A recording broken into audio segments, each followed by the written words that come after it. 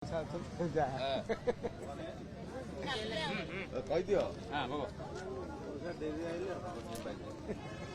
ପରୀକ୍ଷା ପୁଅ ଝିଅଙ୍କ ସହିତ ଆସିଛନ୍ତି କିନ୍ତୁ କାନ୍ଦୁଛନ୍ତି କାହିଁକି ଆପଣ?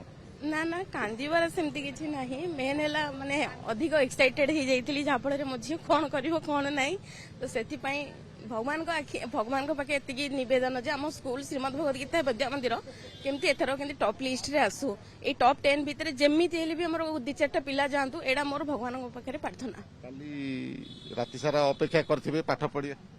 ନିଶ୍ଚିନ୍ତ ନିଶ୍ଚିନ୍ତ ଅପେକ୍ଷା ତ କରିଛୁ, ଅପେକ୍ଷାର ଫଳ ହିଁ ଆଜି ବାହାରୁଛି।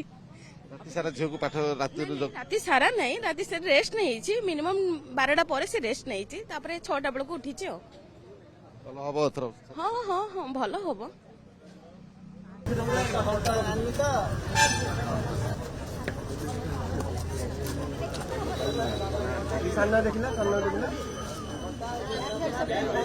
ଚାଲ ଚାଲ ଛାଡ चलो